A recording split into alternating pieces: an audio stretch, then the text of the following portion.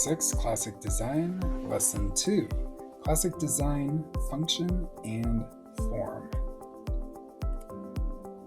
For design to become classic, the form can transcend the function, like the large glass pyramid that is the entrance to the Louvre in Paris. Nature of design. Classic design holds form follows function as a fundamental principle, but this is not always evident in practice. Some products are well designed with function as their primary goal, that their use is intuitive. They're so well designed. As designers develop new technologies, the line between form and function of a product continue to blur. So you may be familiar with the Frank Lloyd Wright house on the right here, Falling Water. And here's a quote from him. "Form follows function. That has been misunderstood. Form and function should be one, joined in a spiritual union." International-Mindedness. The emergence of retro-styling products as new technologies are developed relate to the emotional response that comes with nostalgia. TOK. Is aesthetic value purely a subjective matter? Aesthetic value is what something has by virtue of eliciting pleasure or displeasure when appreciated. Aim 6. The balance between function and form is often an area of difficulty for the designer. Purely functional may be lacking in appeal to consumers, no matter how good it may be. Often we are drawn to products that have been developed with form. The human psyche appreciates beauty. Classic designs are harmonious, well proportioned in form, and often restrained in style. I'm not sure that stingray is very restrained in style. Retro styling uses the form and decoration of classic designs. Retro styling builds on the classic image, but can often involve the use of new technology. For example, the Roberts range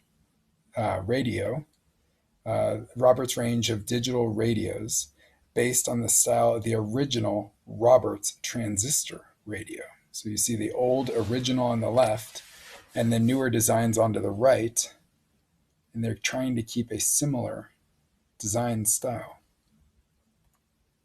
Art Deco is a style of the 1930s.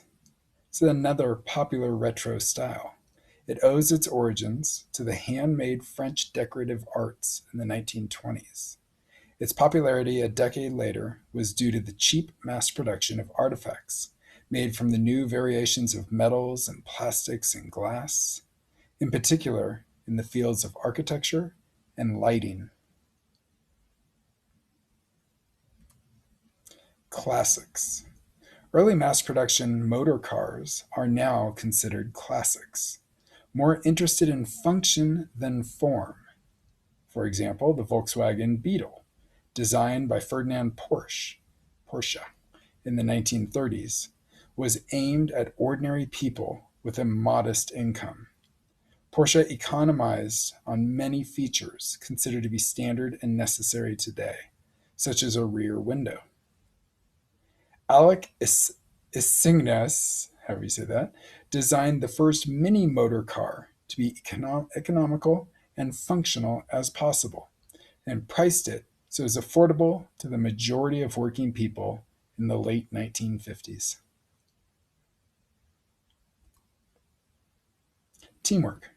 Specialists such as ergonomists, electrical engineers, material engineers, and product designers.